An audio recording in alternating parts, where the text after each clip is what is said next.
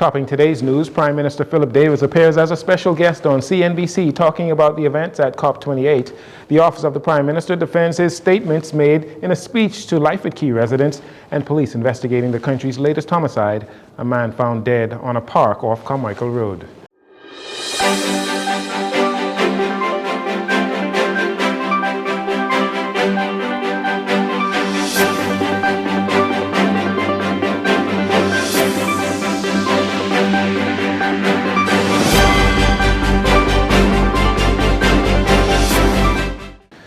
Good evening, Bahamas. I'm Jarino Saunders. This is your JCN Evening News, and it is a pleasure to have you join us. Prime Minister Philip Davis sharing his insight on the state of the climate crisis at COP28, appearing on CNBC London in a recent interview. Prime Minister Davis warns that Bahamian lives are at risk due to the climate crisis and failure of major economies to meet their green commitments. Nothing is done. I can see my people becoming climate refugees or being doomed to watery grave. Because if nothing happens, that is our future. So I'm passionate about it. Others may not see it that way. And so the time has come for us to find a mechanism where political attitudes, political change will not reverse or retard progress on this front. In December, Prime Minister Davis led a delegation to COP28 in Dubai, advocating for proactive strategies that protect small island developing states like the Bahamas. In his CNBC interview, Prime Minister Davis says there is still more to be done by the wealthy countries most responsible for climate emergencies, revealing that the Loss and Damage Fund, meant to account for the inequality in economic losses, is falling short. Nothing is done. I can see my people becoming climate refugees or being doomed to watery grave. Because if nothing happens, that is our future. So I'm passionate about it. Others may not see it that way. And so the time has come for us to find a mechanism where political attitudes, political change will not reverse or retard progress on this front. Prime Minister Davis is calling for mechanisms that aid global progress on the climate crisis, asserting that the Bahamas is continuing to do its part in sustainability. Director of Communications in the Office of the Prime Minister, Latreille Ramming, is attempting to explain and defend the Prime Minister's speech made to Life at Key residents on November 25th. In the speech that made rounds on social media this week, Prime Minister Philip Davis says his administration will crack down on economic cartels in the country who hinder monetary growth for regular Bahamians. Our Destiny Johnson has more in this next report. Prime Minister Philip Davis's speech on economic injustice making headlines across the country after he said the government will be cracking down on those who have been holding a grip on economic growth, leaving regular Bahamians no room for prosperity. The Prime Minister made the speech during a recent private event at Life at Key, as well as at the University of the Bahamas in early 2023, and it now was made rounds on social media.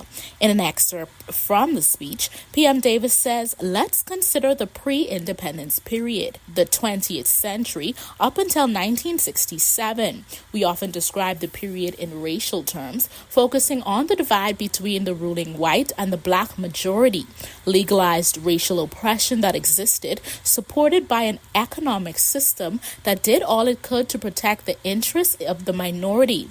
The islands of the Bahamas were ruled by a kleptocracy, whereby land and other natural resources were granted to and exploited for the benefit of the ruling class. Generational wealth has conferred economic security among those families.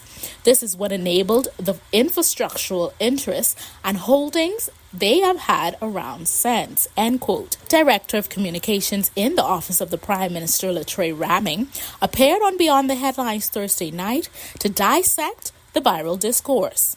The interesting thing about the Prime Minister's Life at Key speech is it is the exact same speech that he gave at University of the Bahamas. The coverage appears to be different because he's saying the exact same speech to the people in Life at Key.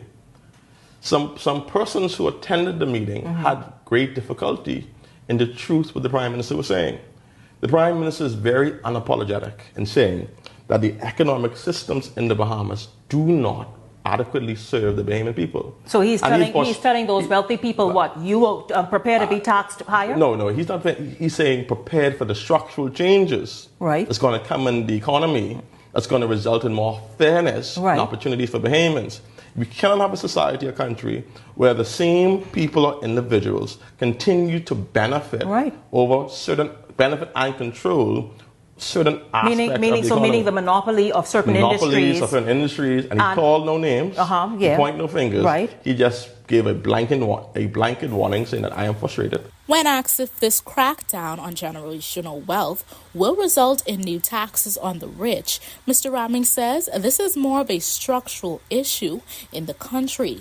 These individuals structurally control the economy. They do. So even taxes. So the monopoly that many people have held for decades. Enjoy. We have to see how we detangle those. Let's say with the government now. Serious detangling. So the Prime Minister has warned certain industries. He has been on record saying, "I am tired of the tourism industry bringing in foreigners and not allowing Bahamians to advance. I push you in warning. This is what I'm going to do." So now he's personally, through the Ministry of Department of Labor, reviewing all of the scenarios and circumstances where Bahamians are qualified and not getting the job. And he has, on many occasions, instructed that when a Bahamian has the possibility to advance, and it's not, that person's renewal is not given. Well, I'm happy to hear that, because my question was going to be just now, is it just talk? No, is the Prime Minister just talking to appease the public? He went down to the Grand Bahama Container Port Authority and told them, "I'm tired of Bahamians working on contractual jobs." The Director of Communications asserts that the Prime Minister intends to detangle those strongholds in the economy. For Jcn News, I'm Destiny Johnson. Thank you for that report, Destiny. There have been mixed feelings from Bahamians as well as the international community concerning adjustments to tax levies applied to both residents and tourists exiting and entering the country. Opposition Free National Movement Deputy Leader Shannon Cartwright is lambasting the government for what he perceives to be the opening of the Bahamian economy simply to tax it. It's only the third day of a new year, but the government has reached into your pockets as it continues its tax and spend policy, with new taxes on the backs of the Bahamian people. The government's economic policy of taxes has shown its face yet again. Now, for thousands of hard-working Bahamian families, it will cost you more to leave your country. The government has increased the departure tax, and if that wasn't enough, the government is going into your pockets for a tourism enhancement levy, another tax. The Bahamian people have been shouting their dissatisfaction with this tax and spend government that continues to reach into their pockets and choke them economically. They are taxing the Bahamian people and bringing struggling families to their knees. The FNM Deputy Leader goes on to question how much the government expects Bahamian people to bear and where is the relief for the poor. He accuses the government of relying on increasing government fees and overtaxing the population rather than a focus on innovative plans and policies to spur economic growth. Every other policy, every other announcement involves putting another burden on the backs of the Bahamian people. When was the last time did you hear about a government policy that has reduced taxes for the Bahamian people? This tax and spend government was on a taxing mission from day one. From a 100% increase of VAT on bread basket items, to higher electricity bills, to an increase in fees for government services, increase in costs to keep Bahamians healthy, this government continues to keep their foot on the economic necks of the Bahamian people with no signs of taking it off. Enough is enough. The Bahamian people can't take any more. Mr. Cartwright says Bahamians do not only want prosperity on paper, but in their pockets as well. He is urging the government to cease from what the opposition views as a tax and spend policy. And finally, in this segment, as crime continues to wreak havoc in the community, opposition leader Michael Pintard is suggesting that the government should assemble with gang leaders and other major influencers to find a resolution to the conflicts and retaliation killings. Mr. Pintard says the opposition proves that they are not on the same page. The Davis-led administration is failing miserably. The numbers are certainly unacceptably high. The Prime Minister, the Minister of National Security, and the Commissioner of Police are saying different things. The Commissioner of Police is talking about crime trending downward. The Prime Minister is saying it's too high. It's not going down to any appreciable degree where we could say we're doing a good job.